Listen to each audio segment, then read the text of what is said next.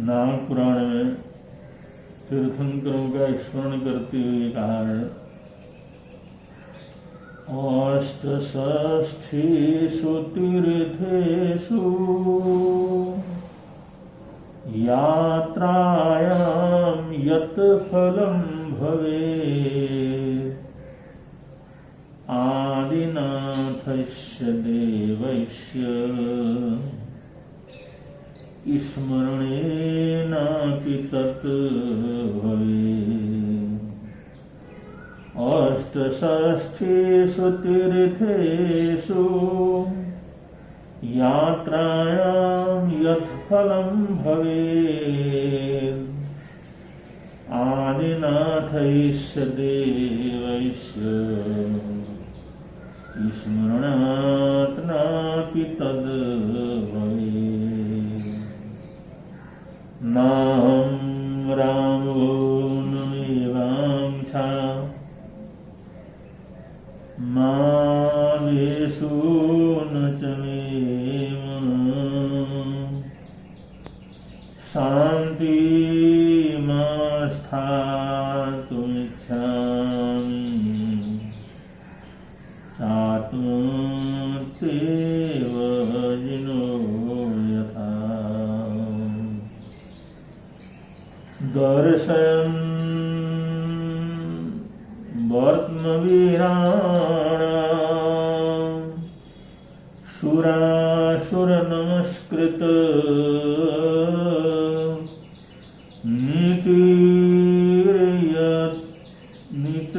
नीतित्रयस्य कर्तायो युगादो प्रथमो जिनः सर्वज्ञ सर्वदर्शी च सर्वदेव नमस्कृत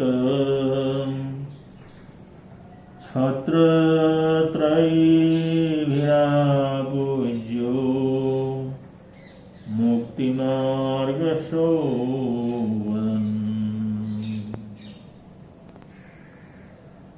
आदित्य प्रमुखा सर्वे बद्धाञ्जलिमीरिषितो ध्यायन्ति भवतो नित्यं यदघ्रियुगनीरजम्। कैलासे विमले रम्ये ऋषभूयं जिनेश्वर सकार स्वावतारं यो सर्वगत शिव सर्वगत शिव।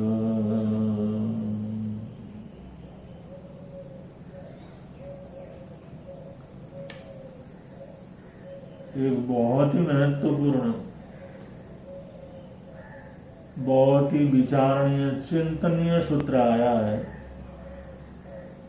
जिसके ऊपर जितना अधिक गहराई से चिंतन मनन करते हैं उतने ही सत्य का साक्षात्कार हो सकता है।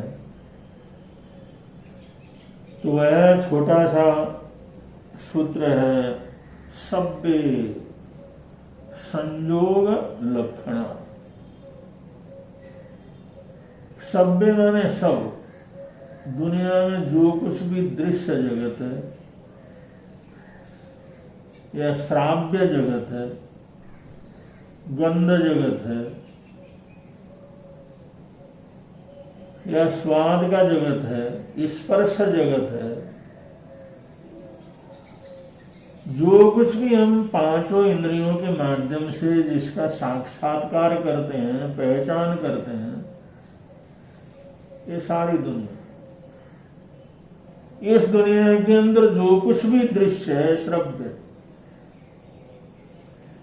इस दुनिया के अंदर जो कुछ भी मौजूद है, वो सब संयोग लक्षण अनेक चीजों के अनेक तत्वों के, अनेक धाराओं के, अनेक इकाइयों के संयोग का परिणाम, सब संयोग का परिणाम है। कोई भी ऐसा स्वतंत्र नहीं है, सभी संयोग के परिणाम स्वरूप हमारे समक्ष साक्षात्कार होते हैं।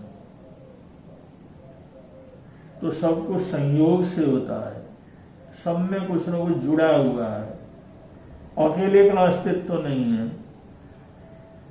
तो अगर ये चीज अगर अच्छी तरह से समझ में आ जाए तो जीवन में अभिमान नहीं आता, गर्व नहीं आता, मैं नहीं आता, क्योंकि जिसके ऊपर भी हम चिंतन करते हैं वहां पर हमारे को संयोग दिखाई देता है कि बहुत सी चीजें मिल करके, बहुत सी चीजें गुम्फित होकर के, बहुत सी चीजों का योग बनने से ये सब परिणाम सामने आता है। जब ये साक्षात्कार हो, ये जानकारी हो, तो आदमी किसके ऊपर अभिमान करेगा, किसके ऊपर गर्व करेगा? ये कषायों की मंदता करने के लिए बहुत आवश्यक है। इसलिए कहा है सब्बे संयोग लक्षण, माने सारा संसार संयोग के लक्षणों से युक्त है। जैसे हमारा जीवन है, ये भी संयोग, हमारा परिवार है, ये भी बहुत से लोगों के मिलने से संयोग से बना, हमारा समाज, गांव नगर है, ये भी बहुत से लोग, बहुत से परिवार, बहुत से अलग अलग जो है कामों को करने वाले लोग, उनसे संयोग से जो बना। एक नगर होता है तो उसमें भी पता नहीं कितनी चीजों का संयोग होता है। तो ये सब संयोग से बनते हैं, और संयोग से बनते हैं तो उसका जो प्रतिनिधित्व है, उसके सुधार की जिम्मेदारी है, उसको संभालने की जिम्मेदारी है, वो भी संयुक्त ही हुआ करती। इसलिए अकेला चना भाड़ नहीं फोड़ सकता, जो अकेला कुछ नहीं कर सकता, सब संयोग से होते हैं। ऐसा शास्त्रकार ने यहां बतलाया, सब्बे संयोग लक्षण। हम 2 मिनट के लिए अपने शरीर को ही देखें, अपने शरीर का निरीक्षण करें। हमारा शरीर, जिसे हम स्थूल शरीर कहते हैं, जिसे हम औदारिक शरीर कहते हैं, हमारा शरीर है। और ये जो शरीर है, उस शरीर भी अलग अलग अवयवों से इसका निर्माण हुआ, अलग अलग अवयवों से। अब ये हाथ अलग है, पैर अलग है, सिर अलग है, ऊपर का हिस्सा अलग है, अधो का हिस्सा अलग है। ऐसे अलग अलग जो है हिस्से, और इसी को थोड़ा सा और आंतरिक रूप से सोचें तो अलग अलग ऑर्गन्स उसके अंदर है। कोई कुछ काम करता है, कोई कुछ काम करता है, कोई कुछ काम करता है। तो ऐसे बहुत से ऑर्गन्स, बहुत से सिस्टम, उन सबका एक संयोग हमारा शरीर है। अगर इतने डिटेल में न जा करके, अगर हम शरीर को एक स्थूल शरीर अगर मानते हैं, तो ये शरीर क्या इसी से चल रहा है? क्या इतनी इसकी मर्यादा है? नहीं, इसको चलाने वाला कारमान शरीर है, जिसको सूक्ष्म शरीर है। ये स्थूल शरीर जो पैदा होता है तो सूक्ष्म शरीर से पैदा होता है। ये सूक्ष्म शरीर से इसका संचालन होता है। स्थूल शरीर में जो भी एक्टिविटी रहेगी, जो भी कार्य रहेंगे, जो भी इसकी कर्मठता रहेगी, उसका मूल तत्व कारमान शरीर के अंदर रहेगा, सूक्ष्म शरीर के अंदर रहेगा। सूक्ष्म शरीर के बिना इस स्थूल शरीर कोई काम नहीं कर सकता। और जो सूक्ष्म शरीर है वो भी अपने आप में संपूर्ण नहीं, वो तेजस शरीर के आधार पर चलता है, उसके सहयोग से चलता है। तेजस शरीर न हो, तेज न हो, ये जो है विद्युत न हो, ये शक्ति न हो, ये ऊर्जा न हो, जिसको अलग अलग नामों से पुकारा जा सकता है। तो ये तेजस जिसको शास्त्रकारों ने तेजस शरीर कहा है, जो हमारे शरीर की गर्मी है, हमारे शरीर का टेम्परेचर है, जिसको तेजस शरीर का रूप दिया गया है, वो तेजस शरीर के सहारे, तेजस शरीर के सहयोग से ही हमारा कार्बन शरीर भी काम करता है। अगर तेजस शरीर का योग न हो तो कार्बन शरीर कितने उसके अंदर कर्मदलीक भरे हुए क्यों न हो, लेकिन वो किसी भी प्रकार का काम नहीं कर सकता, कोई निर्माण नहीं कर सकता। वो तेजस शरीर के सहारे से कार्बन शरीर एक्टिवेट होता है, फिर कार्बन शरीर अपने एक विलक्षण रूप से औदारिक शरीर का निर्माण करता है। तो ये एक दूसरे के सहयोगी हैं, एक दूसरे के अंदर। और तेजस शरीर से ही हमारा कार्बन शरीर चलता है, और तेजस शरीर की वजह से ही हमारे पांचों इंद्रियां चलते हैं। हमारे पांचों इंद्रियों के जो भी कार्य चलते हैं वो सब तेजस शरीर के सहयोग से जो मिल होता है। और कार्बन तेजस शरीर न हो तो हमारा ये हिलनचालन, ये सारे पांचों इंद्रियों के विषय, उनको जो ग्रहण करने की शक्ति, ये कोई भी चीज हमारे जीवन के अंदर नहीं रहेगी। और क्या तेजस शरीर ये सब कुछ, और उसमें और गहराई के अंदर जाते हैं। तेजस शरीर को भी आत्मा नाम का तत्व चलाता, तो आत्मा के अनेक गुण बतलाए, उसमें विपरीतताएं भी बहुत है। तो आत्मा नाम का बल, आत्मा नाम का तेज, जिसको परमात्मा का अंश कहो, या आत्म तत्व कहो, या आत्म शक्ति कहो, आत्म बल कहो, आत्म विद्युत कहो, उस आत्मा के सहयोग के बिना, आत्मा के संचार के बिना तो न तेजस शरीर काम करता है, न कार्बन शरीर काम करता है, न औदारिक शरीर काम करता है। ये जीवन में जो कुछ भी चलता है वो आत्मा के सहकार से, और फिर ये तेजस शरीर कार्बन शरीर के एक्टिवेट हो जाने से फिर जो है स्थूल शरीर जो है तरह तरह का काम करना प्रारंभ करता है। तो हम शरीर की तरफ देखें और इसी शरीर को जीवन के रूप में समझ करके ये जीवन की तरफ देखें तो अपने को साफ नजर आता है कि संयोग का परिणाम, ये सबके संयोग का परिणाम, अकेला कुछ नहीं, इतनी चीजों के संयोग से ये बना। तो यही सही, कोई भी मशीनरी होती है, कोई भी कल कारखाना होता है, वो भी बहुत से कल पुर्जों से मिलकर के बनता है। एक मकान बनता है, वो भी बहुत सी चीजों का उसके अंदर संयोग है।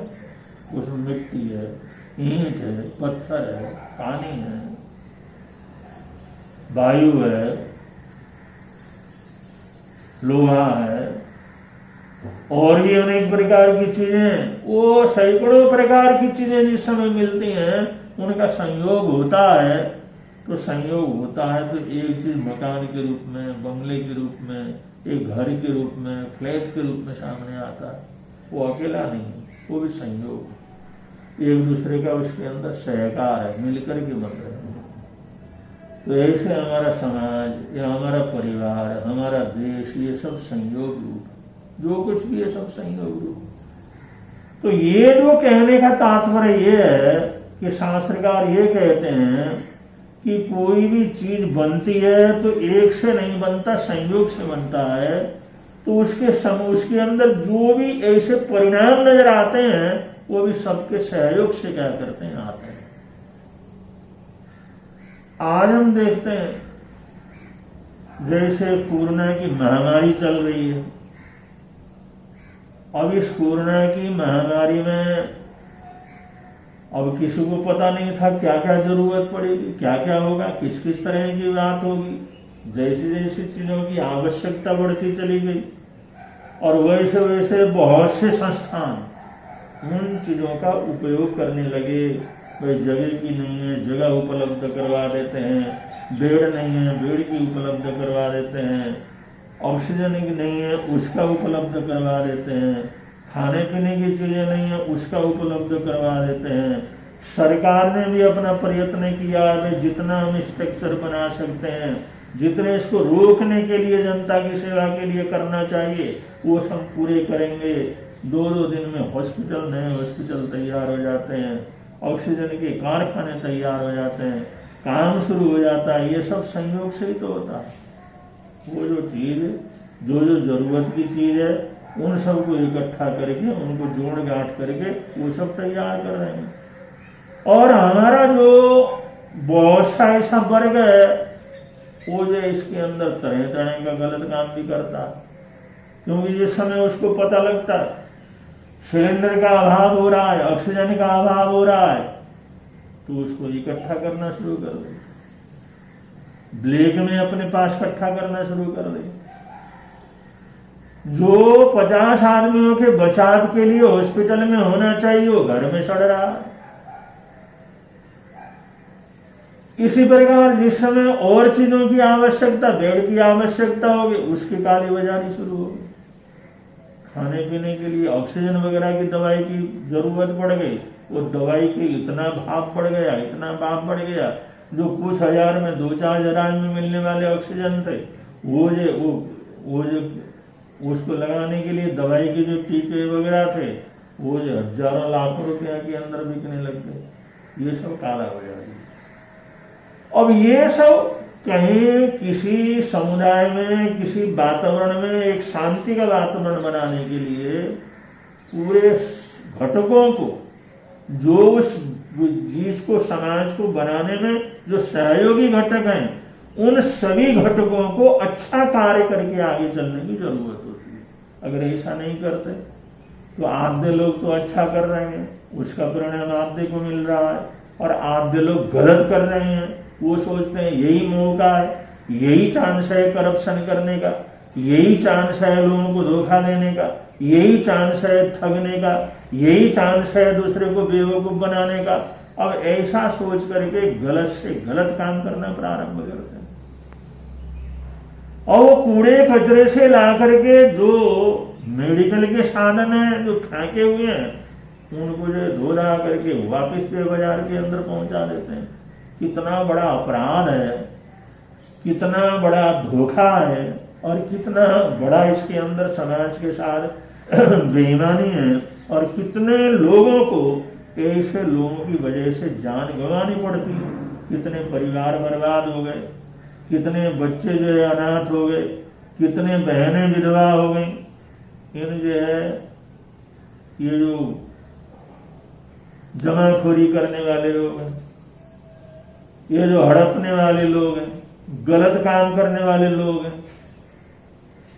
अपने लालच में, अपने धन दौलत के लिए एक ठगी का काम करने वाले लोग हैं, जो नीति के विरोध, कानून के विपरीत चलने वाले लोग हैं। और इनकी वजह से न मालूम कितने डॉक्टरों को, कितने व्यापारियों को, और कितने मरीजों को, कितने परिवारों को अपनी जान से हाथ धोना पड़ जाता है, वो भी पाप के भागीदार हो जाते हैं। तो ऐसे एक जो है तबका तो यह है शांति के लिए, सहयोग के लिए, सेवा के लिए, अमन चैन को बनाने के लिए लगा हुआ है, और एक तबका पूरी तरह से उसको नष्ट करने में लगा हुआ है, उस मेहनत के ऊपर पानी भरने में लगा हुआ है। तो ये दुख मिल रहा है, ये भी उन लोगों के गलत विचारों के कारण, गलत आचरण के कारण मिल रहा है। और ये सब मिलकर के सही ढंग से, सब कर्तव्य को समझ करके अगर सही ढंग से सभी इकाइयां काम करती हैं, तभी उसके परिणाम बहुत अच्छे आते हैं। अगर एक इकाई अच्छा करती है तो उसके अच्छे परिणाम भी आते हैं, और जो बुरा करते हैं तो उसके बुरे परिणाम भी सामने आते चले जाते हैं। ऐसे अच्छाइयों का अच्छा परिणाम भी आता है, और बुराइयों का बुरा परिणाम भी सामने आता है। लेकिन ये सब होता है जब हम सब करते हैं। ऐसे समय में जब राष्ट्रीय विपदा हो, उसके अंदर सरकार हो या सरकार के अलग अलग अंग हों या देश की सुरक्षा के अलग अलग एजेंसियां हों या उसके साथ साथ जनता, और जनता का हर वर्ग, उस हर वर्ग को जो है अच्छा करने के लिए प्रवृत्ति करनी होगी, अच्छा करने के लिए आगे बढ़ना होगा, सद्भावना पूर्वक आगे बढ़ना होगा, सबके हित को ध्यान में रख करके आगे बढ़ना होगा, तभी जाकर के शांति हो सकती है। अगर ये सब सिर्फ अपना स्वार्थ समझ करके, अगर दूसरे के हित को नजरअंदाज करके अगर बढ़ते हैं तो बड़ी बड़ी मुसीबतें होती हैं, और उसी मुसीबतें में अगला मरता नहीं है, क्योंकि उसको भी मरना पड़ता, उसको भी बर्बाद होना पड़ता है, क्योंकि ये सहयोग है ना, संयोग है। और उन चीजों के अंदर हम भी इन्वॉल्व हैं। अगर गांव के अंदर कोई तकलीफ किसी एक को होती है तो उसके साथ साथ सारे गांव वालों को भी होती है, और एक को जो एक का प्राण बचता है, सुखी होता है, तो उसमें सबको सुख खुशी भी मिलती है। तो इस प्रकार कहीं ना कहीं तो एक दूसरे से जुड़े हुए हैं, कहीं ना कहीं सिस्टम में एक दूसरे से हमारा सहयोग है। तो हमारे को हमेशा ही ऐसा समझ करके ये समाज ये संयोग से बना है, ये परिवार है ये संयोग से बना है, ये राष्ट्र बना है संयोग से बना है, ये सबके सहयोग से बना है, और सबने ही मिलकर के इसको आगे ले जाना है। और सभी लोगों के लिए हित सोच करके अगर हम करेंगे तो हमारा हित स्वयं होगा, हमारा कल्याण स्वयं होगा, हमारी इच्छाएं स्वयं पूर्ण होगी। अगर हम दूसरे की इच्छाओं का पालन करेंगे, दूसरे के अधिकारों का रक्षा करेंगे, दूसरे को जो है दूसरे को सद्भावना हम प्रदान करेंगे, तो हमारे को भी वही चीज लौट करके मिलने वाली है। ये एक सामायिक भावना, सामूहिक जो भावना है, सामाजिकता जो जीवन के अंदर है, इस सामाजिकता को पुष्ट करने के लिए, इस सामाजिकता को उजागर करने के लिए शास्त्रकार यहाँ पर कहते हैं सभ्य संयोग लक्षण, सारा तुम्हारे चारों तरफ का जो वातावरण है ये सब संयोग का परिणाम है, और उसमें कहीं ना कहीं तुम भी इन्वॉल्व हो। अगर वो सब चारों तरफ का वातावरण अच्छा होता है तो तुम स्वयं अच्छे हो जाओगे, स्वयं सुखी हो जाओगे। अगर चारों तरफ का वातावरण अगर ये दुखी हो जाता है, तकलीफ में चला जाता है, तो अव्वल तुम भी ये तकलीफ में जाओगे। चारों तरफ शांति रहेगी, तुम्हारे को भी शांति रहेगी, और चारों तरफ आग लगेगी तो आग का लपेटा कभी तुम्हारे घर के पास तुम्हारे पास भी आ जाएगा।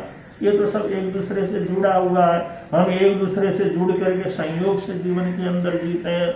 तो यहाँ पर शास्त्रकारों का ये छोटा सा सूत्र कहना कि सभ्य संयोग लक्षणा हमारे को इस तरफ संकेत कर रहे हैं, कि हमारे को जगाने का प्रयत्न कर रहे हैं कि तुम खुद जो सुखी हो तभी सुखी हो जब तुम्हारे चारों तरफ का वातावरण, वहां पर रहने वाले लोग, वहां पर रहने वाले प्राणी जगत वो भी सुखी हो, क्योंकि कहीं ना कहीं तुम भी उसके अंदर संयुक्त हो, सबने मिलकर के ये सब क्या हुआ, बना हुआ। चाहे पेड़ है तो ऑक्सीजन है, और ऑक्सीजन है तो मानव की जो जीवन की स्थिति अच्छी है। और ऑक्सीजन का कितना महत्व है, ऑक्सीजन की कितनी कीमत है, और जबकि ये हरे भरे पेड़, ये वृक्ष, ये हरियाली, ये जो हरे जो पौधे, ये कितना ऑक्सीजन बनाते हैं, अपार ऑक्सीजन बनाते हैं। उस ऑक्सीजन के सहारे हम जिंदा रहते हैं।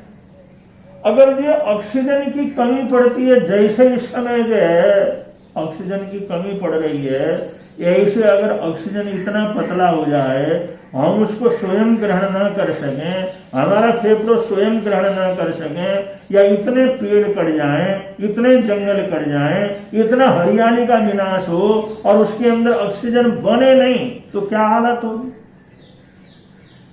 ये थोड़े से ऑक्सीजन की किल्लत हो गई तो इसके अंदर इतनी बड़ी अफरा तफरी मच गई।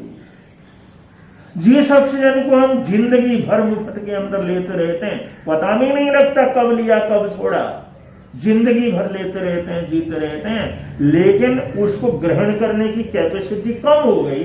वो हमारी शारीरिक शक्ति, इतनी फेफड़ों की शक्ति कम हो गई, उसको हम खींच करके ले सकें और वो कम होने का परिणाम स्वरूप इसी वजह से वो स्वयं ऑक्सीजन खींचने की ताकत न होने की वजह से, उसमें कमी होने की वजह से हजारों हजारों लोग मृत्यु की चपेट के अंदर आ गए। अगर वायु में पूरे वातावरण के अंदर इतना ऑक्सीजन कम हो गया कि हम उसको लेने में असमर्थ हो गए तो दुनिया को विनाश होने में कितना देर लगेगा।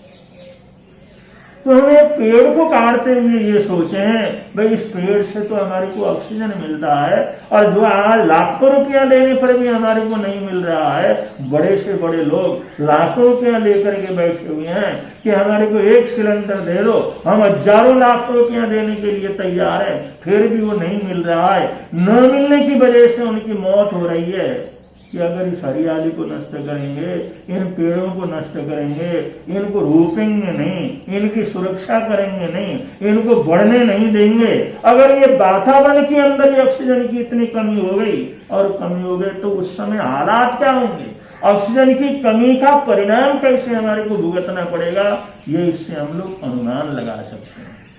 तो हम पेड़ अलग हो या हम अलग हो ऐसा कुछ नहीं, हमसे वो जुड़े हुए हैं, उनसे हम जुड़े हुए हैं। हमारा जो कार्बन डाइऑक्साइड वो ग्रहण करते हैं और उनके छोड़ा हुआ ऑक्सीजन हम ग्रहण करते हैं, तो एक दूसरे से हम सहयोगी हैं, एक दूसरे से जुड़े हुए हैं, एक दूसरे से संयुक्त हैं, एक दूसरे से संयुक्त है, इसलिए दुनिया ये सारी दिखाई देती है। इसी को कहते हैं शब्दे संयोग लक्षण। ये सारा संजार संयोग का क्या है, परिणाम है। इसलिए हमें सिर्फ अपना सोच करके, सिर्फ अपना स्वार्थ सोच करके, सिर्फ अपना ही सोच करके नहीं चलना चाहिए। इसके अंदर सामूहिक रूप से हम सब मिलकर के ये सब कुछ हो रहा है, तो ये जो अपनी भागीदारी और औरों की भागीदारी उसको भी स्वीकार करना, और ये स्वीकार करना, इस सत्य को समझना, समझ करके उसको स्वीकार करना। अगर स्वीकार करके चलते हैं तो सब प्रकार की सुख शांति आनंद मंगल का वातावरण हम सब मिल करके ही बना सकते हैं। या सोचे भाई सरकार सोचे जनता लड़े, जनता करे, और जनता सोचे सरकार करे, वो सोचे अधिकारी करे, ये सबको मिलकर के करना, चाहे देश की सुरक्षा का हो, चाहे समाज की सुरक्षा का है, चाहे एक दूसरे का सहयोग का है। हम सिर्फ दूसरे के भरोसे रहना नहीं है, क्योंकि हम सबसे मिलकर के ही तो ये सारा संसार, ये सारा सामाजिक वातावरण, ये सारा ताना बाना बना हुआ है। तो उसमें सहकारी बन करके चलने का हम लोगों ने अभ्यास करना है, और ये सामूहिक रूप से अभ्यास करेंगे, सामूहिक रूप से इस सोच को बढ़ाएंगे, तभी जाकर के सामूहिक रूप से सुख शांति उपलब्ध होगी। इन्हीं मंगल कामनाओं सद्भावनाओं के साथ आज के वक्तव्य को यहाँ पर विराम दे रहे हैं। बोलिए भगवान महावीर